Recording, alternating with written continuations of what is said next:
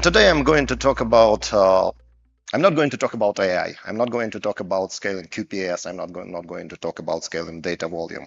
I'm going to talk about completely different dimension which is very specific to large SaaS companies like Atlassian. And that dimension is multi-tenancy. So what makes multi-tenancy so difficult at the scale of large SaaS company like Atlassian? So we are talking about, I guess, like Max already mentioned, 3 million tenants, 3 million customers that we accumulated throughout the years. We are talking about very complex data model, like Jira, for example, has over 800 tables plus indexes plus all kind of data structures around it. Plus this data model, like Jira data model and Confluence data model is extensible by third parties. So what we do, we expose our interface for third-party vendors and they add plugins to our platform. So we accumulated right now, like there are like 700 active plugins that we support. And every plugin comes with its own database schema. Another complexity is operation in high compliance environments like FedRAMP High, FedRAMP Moderate. So it's compliance issues. And definitely the last but not least, the challenge with our enterprise premium customers that demand certain requirements from us. Like, for example, the per-tenant operations, like most notorious ones are like encryption at rest with a customer key, BYOK, where customer brings their key and we must encrypt data of the tenant with their key. Data residency, where data must be pinned to certain region or migrated to certain region by customer request. Or per-tenant data restore. Again, sometimes our large customers ask us to restore their data for a certain point in time. It's point-in-time recovery. So all this combined creates challenges for supporting multi-tenancy at large scale. And now we are going to talk about the models that SaaS companies employ to support multi-tenancy with such requirements. The first model, and I guess the most common one, is a so-called shared multi-tenancy, where you simply take all your customers' data, you put them into single schema, single database, and then you can put this database into single instance, gigantic cluster. Oh, you might have multiple clusters, you can shard them, but logically, basically, you can put everything into single instance. Data are segregated usually by the tenant ID column, and that creates very simple logical infrastructure, logical model to reason about and operate. Well, what's the problem with this model? Well, all per-tenant operations becomes close to impossible to implement if you want to meet your SLOs. Especially the notorious one is per-tenant encryption, BYOK. How do you encrypt subset of data within your table with different keys? So that's one of the main problems. Other problems also are not very simple to implement, like movement of the large chunk of data when data residency migration request comes in. When you move data, like for example, for Oracle request to move their data from US to EU without causing problems for other tenants. So that, plus the require premium customers require us to provide workload isolation for them. That means again that if you have misbehaving tenant in your system, it shouldn't affect your premium tenants. So providing workload isolation with this model is very problematic. Security isolation, it usually requirement of operating in highly compliant environments like FedRAMP, for example, if you have Department of Defense. So they definitely want to isolate their data from everything else. They want to have their own set of credentials and there is no way you can share those credentials with anyone else. Again, to implement this in the shared multi-tenancy scheme is very problematic. Now we are moving on to the second scheme of implementing multi-tenancy, which is called SCaiLE multi-tenancy model, or basically database-per-tenant. In this model, every tenant gets their own database, and you pretty much replicate the schema throughout the databases. So if you have 1,000 customers, every customer will get their database and schema will be basically replicated 1,000 times. So this model actually like what's the advantages of this model? All per-tenant operations becomes very easy. So you have the unit, your database is unit of operation. Whenever you need to encrypt data, you encrypt database. Whenever you need to move data, you move just single database. You can place your database into isolated instance if you want to provide workload isolation. As for security isolation, we simply allocate set of unique set of credentials per database. So seems like all problems, all requirements are solved. But what's the downside of that? The downside of that majority of database engines simply cannot support this model at scale. Because here we are talking about millions of databases. Each database will have hundreds of tables. Like in case of Jira, it's 800 tables. So if you multiply number of tables by the number of database, we are talking about hundreds of millions of database objects. So there is no way you can pack those objects into single instance. The practical limits are usually around like 1 million of database objects per instance. That's maximum you can pack. So this solution pretty much creates the problem of the metadata explosion for the database, plus connection management. Again, if you want to provide individual credentials for every database, that means every credentials will consume individual connections. So that means your database must be able to handle millions of concurrent connections. Again, it's impossible for majority of traditional databases like Postgres or MySQL. So to address all those issues, you have to create very complex sharding system where you aggressively shard your infrastructure, where you manage a lot of database instances, and you bin pack those tenants into the database instances. It creates a fleet management problem. It makes you to create very complex connection pooling solution, so which actually results in like very high operational burden and very high infrastructural costs. So at Atlassian, we've been fighting this for years. So we've been trying to optimize this model. This is the model that was originally employed by Atlassian, and we kept on improving it, and eventually we arrived to so-called hybrid multi-tenancy model, which basically divides tenants into two groups: the tenants that actually require enterprise features and tenants that do not require enterprise features, pretty much freemium tenants. And those freemium tenants or paying customers that don't require enterprise features constitute like 99% of your tenants. And the remainder is 1% of those precious tenants that require enterprise features. So they will be placed into the dedicated databases, while everyone else will be packed into the shared multi-tenancy model. Well, sounds like a problem solved. Well, not so easy at our scale. Again, if you have 3 million tenants, 1% is still a lot. You have pretty much 30,000 databases that you need to manage. And again, every database comes with their own tables. Plus at Atlassian, we have like more than 10 products. Every product comes with their own schema.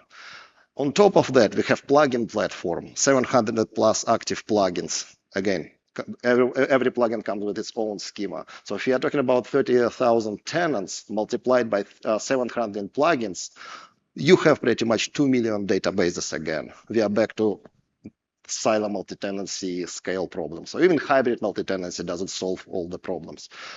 And 2 years ago, we was migrating our plugin platform onto our own infrastructure, and we was looking for the solution. Because originally all those plugins was hosted by third-party developers, and we needed to onboard them onto our cloud infrastructure. So we was trying to build database as a service that would support this, and we got stuck because our existing model couldn't support. But we could support it, but it would be financially completely unattractive to support all those third-party developers with their plugins on our infrastructure. So that's basically where. And by the way, yeah, this is our original legacy platform based on the sharded Postgres. That's the example what tricks you need to do to pack all those tenants. So we have compute shards, we have storage shards. We divide our tenants between those shards. We pack about 1,000 tenants per shard. We have a complex connection pooling solution to maintain this many connections to our storage shards. We have very complex tenant placements and shard rebalancing system, because when you pack those tenants across your fleet, you want to ensure that every instance is equally loaded, there are no hotspots. So we pretty much implement our logical database engine on top of existing database instances. Like what TiDB, for example, does it automatically when it moves regions between the compute nodes. We do the same things with our sharding platform. It's very complex, very difficult to operate. Again, time to react, time to detect of this system is not ideal, so we always have hot spot problems on our storage shards. So that's our current platform. But again, onboarding a plugin platform onto this system wasn't practical. That's basically where we started exploring the market. The idea was, again, if you go back to the previous slide, our bin packing ratio, how many tenants you can pack per database cluster, was 2,000 tenants per cluster.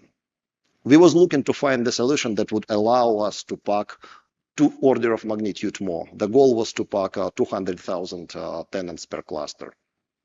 We started exploring solutions on the market. We explored CockroachDB, we explored Yugabyte, and so on. And all of them had their sort of limitations, which didn't allow us to approach the bin packing ratio that we wanted to achieve. And only TiDB actually came close.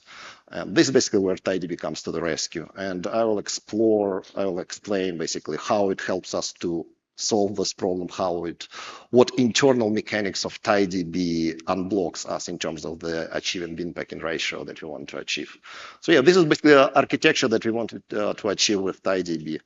The idea was, again, to reduce number of clusters from like around 1,000 Postgres clusters that would be required for plugin platform to just 16 TiDB clusters. Why 16? Because we operate in 12 regions plus 4 regulated environments. So pretty much 1 production cluster per environment. And we wanted to get rid of our shard rebalancing system, and we wanted to get rid of our complex connection pooling system. That was ideal architecture that we wanted to achieve. Plus, with TiDB, we got extra benefit. We would have gotten extra benefit of no downtime, major version upgrades. So how our journey went actually. So how TiDB was helping to solve us the problem and what issues we encountered. So yeah, first, I guess I mentioned already connection management challenge. When you have millions of databases, you need to support millions of connections. Well, TiDB has a multi-master topology. Every compute node can accept connections, basically, and you are not limited by single node like Postgres or MySQL that can accept write connections that can mutate data. So there is no bottleneck of single node for mutation operations, so we can spread all our connections across entire compute layer. So that horizontal scalability of compute infrastructure allows us to spread all connections across as many nodes as we want. Plus, TiDB connections and slash sessions are very lightweight, so they don't have this limitation of Postgres, which pretty much allocates thread per session, per connection, and it consumes a lot of memory, it consumes file handles. So yeah, you practically with Postgres or MySQL, you really cannot have more than 5,000 connections per database instance, no matter how large your box is. So that's basically based on our experience. So yeah, when we started experimenting with TiDB, we ran into some issues related to connections. Some optimization was needed. We needed to tune some parameters, like number of token limit needed to be increased. We had to use memory optimized nodes for compute layer because, yeah, even though connections are lightweight for TiDB, they still consume memory. But after that, basically, we figured our magic numbers, we tuned configuration, and according to our test, we can easily handle 500,000 concurrent active connections with our clusters in every region. So pretty much every cluster can handle up to 500,000 connections right now without any issues. Metadata challenge, I guess that's the most difficult one. How TiDB helps in this regard? TiDB stores all metadata in its horizontally scalable TiKV layer. So again, all metadata is spread across multiple TiKV nodes. The more metadata you have, the more you need to store. You can just add TiKV nodes. And metadata needed for the query optimizer to run the queries. Actually, you don't need to load all your metadata into memory. TiDB only loads metadata into memory, which is needed for the active queries.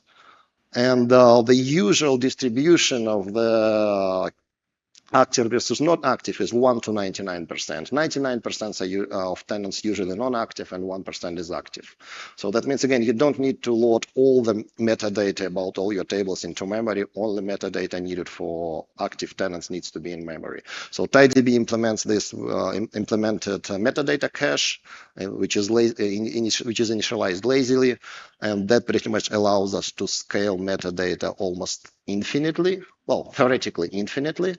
So we ran into some limitations when it comes to scaling the metadata, but I think all of them was addressed by PinCap. The example of originally we had problems out of memory on TiDB node startup. It was fixed. Slow TiDB node initialization when TiDB was trying to pre-cache some metadata into memory, and if you have 100,000 databases, TiDB was trying to pre-cache as much as possible, but it resulted in TiDB node initialization time to be 20 minutes. They fixed it. They basically allows us or added the parameter, and they actually rolled out new version of metadata cache, which is a V2 metadata cache. And problem was pretty much solved right now. On our largest cluster, the initialization of TiDB node takes not more than 2 minutes, so which is great for us. There was issues again, when you are talking about this massive amount of metadata, it can affect all parts of your system, not the data, not the core functionality itself, but also all the tooling around it. For example, BR tooling. Yeah, we had problems originally with log backups and snapshot backups, again, because of the amount of metadata. Again, the problem was solved by PinCap. Right now, everything functions normally, and we can backup and restore our clusters and meet all our RTO requirements. We had to tune number of regions, because when you have that much metadata, you will have a lot of TiDB regions. So what we did, we had to tune. We needed to increase region size. Also, we disabled the automatic split table where table regions can be split. So this way we reduce number of regions and problem was solved. So pretty much when it comes to metadata, again, right now we are very happy. Everything is perfect. Another challenge when it comes to silo multi-tenancy model, the model that we employ, is a schema evolution problem. When you have a database per tenant, whenever you update your schema, let's say you need to add column, add new table, you don't do it once. You need to do it as many times as you have tenants. So you have millions of tenants. That means that you need to run your DDL operation million times.